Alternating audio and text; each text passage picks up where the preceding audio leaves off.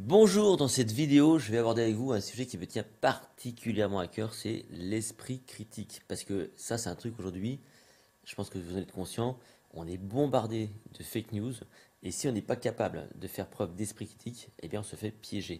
Et on va voir que la mémoire est fortement impliquée dans l'esprit critique. Donc qu'est-ce qu'on va voir dans cette vidéo? On va essayer d'expliquer rapidement ce qu'est l'esprit critique. Alors, j'ai pas forcément vocation à faire un cours complet sur l'esprit critique, c'est pas du tout le sujet. C'est juste que moi, en tant qu'illusionniste magicien, c'est vrai que euh, spontanément, je vais dire, on est habitué à voir un peu les choses différemment et à trouver peut-être des fois la petite bête, quoi. Hein, on est toujours, enfin moi, c'est comme ça que je perçois, et c'est ce que j'aimerais partager avec vous. Donc, de pas croire toujours ce qu'on vous dit, ni ce qu'on vous montre, et d'avoir toujours ce recul nécessaire et d'avoir le réflexe toujours de vous dire que est-ce que ça pourrait ne pas être vrai. Alors sans tomber non plus dans la paranoïa, quoi, faut pas, c'est pas ça l'idée, mais c'est d'être capable d'être peut-être de mieux penser. C'est ça l'idée. C'est que pour moi l'esprit critique, c'est l'art et la manière de mieux penser. Parce que l'être humain est quand même très facile à manipuler. Ce qu'est l'esprit critique, c'est ce qu'on va voir. On va faire une petite expérience. Et puis, je vais partager avec vous une approche. Alors, je ne sais pas si c'est une méthode ou une approche, peut-être plutôt une approche, pour le coup, qui va vous permettre donc peut-être de renforcer cet esprit critique. C'est quoi l'esprit critique? La définition, vous en trouvez plusieurs sur Internet. Moi, celle que j'ai choisie, c'est une petite compilation. Pour moi, c'est une démarche d'une remise en question d'une donnée avant d'en établir la validité. Vous avez sous les yeux là une photo. Est-ce que vous êtes capable mentalement de savoir, reconnaître quelle est cette image? Est-ce que spontanément vous êtes capable de la nommer? Spontanément, vous allez dire quoi? Sans doute la Joconde, hein. Donc j'ai retourné volontairement pour tromper un peu vos sens. Et ce qui va être intéressant, c'est de se rendre compte que nos sens peuvent nous tromper parce que cette image n'est pas la Joconde. C'est une mauvaise représentation de la Joconde et on peut être trompé parce que tout simplement, on l'a pas bien perçue. Donc, partez du principe que au tout départ, il y a la perception de ce que vous en faites. Est-ce que l'information qu'on vous présente, est-ce que vous êtes capable de bien l'apercevoir sur tous les angles ou pas? On verra cette notion de source. Est-ce que vous avez toutes les sources pour bien appréhender l'information? Et on voit très clairement que les gens sont capables de rentrer dans le délire de certaines personnes parce qu'ils ne vont pas chercher toutes les sources. Et ça, c'est important, je pense, pour renforcer l'esprit critique. On va y revenir dans un instant. Je vais vous proposer une petite expérience. Alors, vous allez prendre un papier et un crayon, ça c'est important. Prenez maintenant un papier et un crayon et vous allez devoir interagir avec moi sur une petite expérience. Je vous laisse quelques instants. Prenez un papier, un crayon maintenant, rapidement, et je vais vous embarquer sur cette expérience, sur cet atelier. On y va? Sur ce bout de papier, vous allez reproduire cette figure. C'est un carré auquel on a enlevé un quart. D'accord? Donc c'est un carré auquel on a enlevé un quart. J'aimerais que vous reproduisiez le plus fidèlement possible, pas forcément à la règle, hein, faites ça à main levée, qu'importe, cette figure. Ok? Et bien voici ma consigne. J'aimerais que vous divisiez cette figure telle qu'elle est là en quatre morceaux strictement identiques. Je veux que, comme si vous aviez des ciseaux, vous puissiez découper cette figure en quatre morceaux et que ces morceaux que vous obtenez soient exactement les mêmes. Même forme, même poids, même mesure, même volume. Donc il faut que vous obteniez exactement les quatre mêmes morceaux. Je vous laisse réfléchir quelques instants. N'hésitez pas à donner des coups de crayon. Vous ne pouvez pas rajouter donc d'éléments manquants, hein. Donc là, vous avez vu qu'il il y a un blanc, un espace blanc qui ferait qu'on aurait un carré, mais non, il y a pas, vous ne pouvez pas rajouter d'éléments. Je veux que cette figure-là, vous la découpiez en quatre morceaux et que les quatre morceaux soient strictement les mêmes. Je vous laisse réfléchir quelques instants.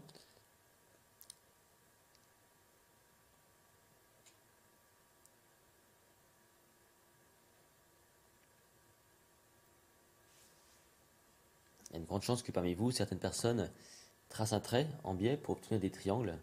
Alors c'est une bonne idée, sauf que les triangles, vous verrez, il y en a deux qui seront identiques et deux autres qui seront identiques, mais les quatre ne seront pas identiques. Donc, ça n'est pas la bonne solution. Ce n'est pas la bonne solution. Alors pour ne pas perdre trop de temps, je vais vous donner des indices. En fait, pour réussir cette expérience, vous devez commencer par faire un truc. C'est imaginer qu'au départ, ça c'est un carré. Et que si on devait on devait tracer une grande croix, comme ça, eh bien, cette figure-là, on la diviserait en 3 morceaux et on obtiendrait cette figure-là. C'est le point de départ. C'est par ça que vous devez commencer pour trouver la solution. Vous devez commencer par tracer une grande croix, et rester fixé sur cette idée de carré et de croix. Vraiment pensez à ça, à la croix et au carré. La croix, le carré. J'avais un carré au départ, j'ai tracé une croix, j'obtiens 3 carrés. Je vous laisse dans votre réflexion.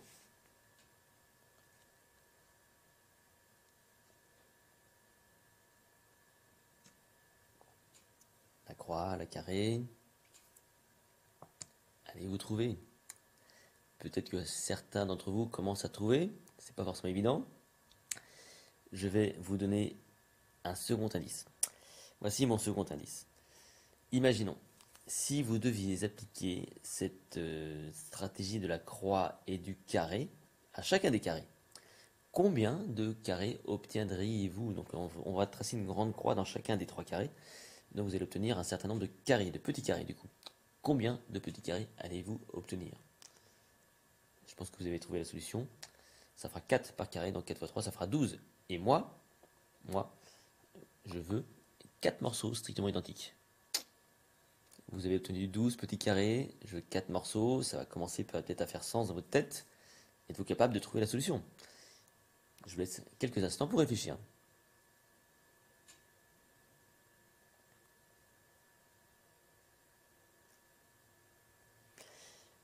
Voici la solution.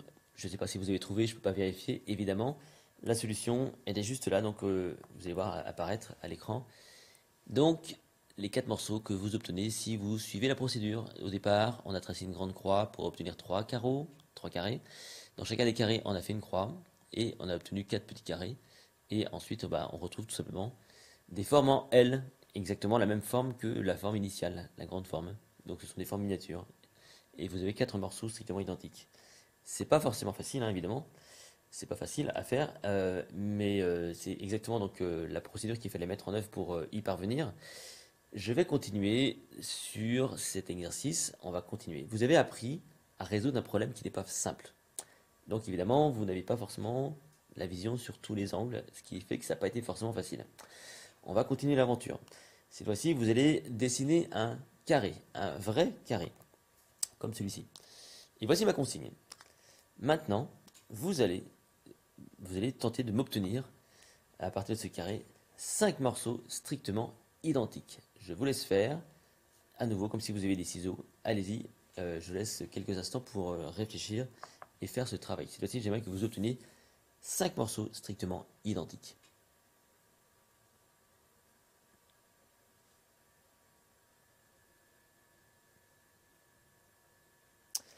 J'ai envie de dire stop.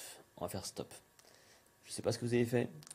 Il est possible que parmi vous, certains aient fait une grande croix dans le carré pour commencer, d'autres ont pu faire des diagonales, c'est déjà arrivé, d'autres ont fait d'autres choses. Peut-être que vous avez trouvé la bonne solution. Je vous montre la solution. Je ne peux malheureusement pas vérifier ce que vous avez fait, mais la réponse, elle est là. C'est évidemment 5 bandes. Il y a de grandes chances pour que vous n'ayez soit pas trouvé, c'est-à-dire que vous soyez resté figé sur le carré sans trouver la solution, soit que vous ayez fait la grande croix, comme ceci, ou des diagonales, ou autre chose, qu'importe. Très peu d'entre vous, a priori, vont avoir trouvé cette solution. Pourquoi? Parce que j'ai joué sur une forme donc de manipulation, on appelle ça l'inertie de la pensée. J'ai focalisé votre attention au départ sur une solution à travers un exercice qui n'était pas simple, le L, où je vous ai bassiné avec la croix, les carrés, etc., etc. Forcément, vous avez accepté pour vrai la solution. Et vous avez dit, donc c'est cette solution-là qu'il faut que j'applique pour ce carré. Alors que non, pas du tout. Remarquez que si j'avais au départ montré un carré, que je vous avais demandé de me diviser ce carré en 5 morceaux, vous auriez tous trouvé. Je suis passé par un biais et vous êtes fait avoir. Enfin, pour ceux qui, évidemment, se sont fait avoir. Certains ont pu trouver, hein, j'insiste. Dans les faits, si vous voulez, quand je fais ça, moi, dans des salles, sur une thématique que j'appelle la stratégie de l'illusionniste, eh bien, pour le coup, il y a peut-être que 10% des gens qui trouvent, 10% et encore, des fois c'est moins que ça, parce que forcément ils sont tous laissés piéger. Et quel que soit le niveau de votre intelligence, c'est-à-dire que des fois j'ai des gens brillants, qui sont censés être brillants en tout cas, qui se font piéger. Donc, c'est pas une question de QI, c'est une question, quelque part, donc, de d'esprit critique, de manipulation. Au final, vous n'avez pas forcément cherché à contredire la stratégie. Alors, quelles pourraient être là ou les méthodes pour faire tout ça? C'est une méthode simple pour penser mieux. Vous savez, pour développer votre esprit critique, vous devez absolument développer vos connaissances. Et ça pour le coup, moi je vais lourdement insister. Tout ce travail que vous faites sur les mémocamp, je ne sais pas si vous utilisez les fiches, mais ce travail sur les fiches, cette mémorisation d'une encyclopédie de culture générale, évidemment, à certains niveaux, on n'est pas obligé de faire à un très haut niveau, mais cette curiosité que vous développez à travers ça, c'est ça qu'il faut faire.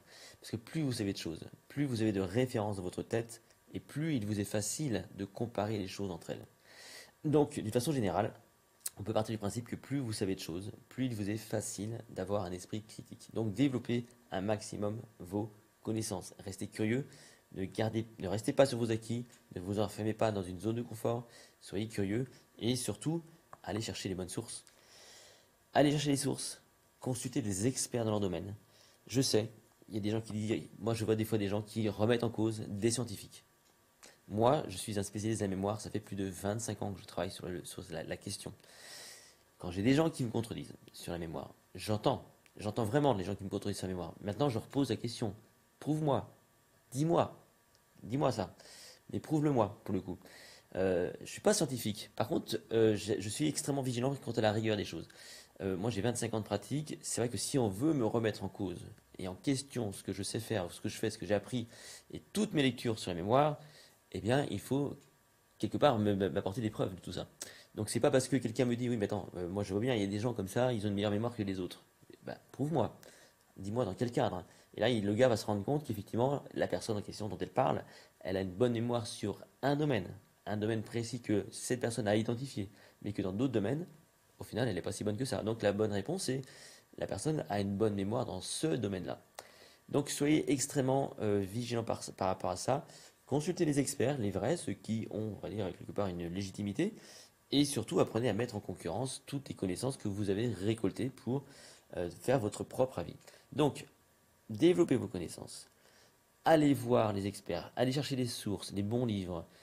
Souvent, les bouquins écrits par des experts. Des gens qui savent, qui ont étudié, qui n'y a pas on va dire, de choses à pas contredire, mais ils ont cette légitimité qui est réelle. D'où est-ce qu'ils viennent, qu'est-ce qu'ils ont fait, qu'est-ce qu'ils ont atteint. Moi, si vous voulez, j'ai pas de diplôme. C'est vrai, j'ai pas de diplôme. Par contre, j'ai pas de diplôme en tout cas sur le domaine de la mémoire. Par contre, j'ai évidemment côtoyé des tas de scientifiques. J'ai écrit des bouquins. Certains ont été lus et relus par des scientifiques. Je me suis fait ma propre formation à moi. J'ai tout plein de lectures. Et j'interviens de toute façon devant des gens d'un certain niveau, extrêmement rigoureux. Du coup, voilà, c'est comme ça que je me suis fait ma légitimité. Maintenant, quelqu'un qui effectivement est passé par un cursus universitaire, etc., on peut dire ce qu'on veut dire, n'empêche que ces gens-là, ils ont été validés par des pairs et leur légitimité, elle est quand même là.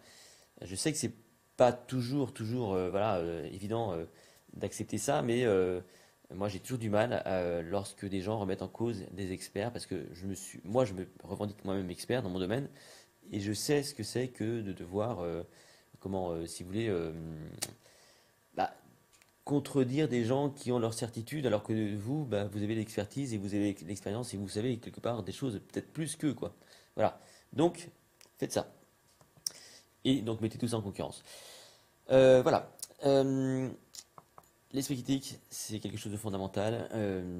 Apprenez à la développer et soyez toujours à la recherche des bonnes questions. Pourquoi? Posez-vous aussi les questions. Pourquoi?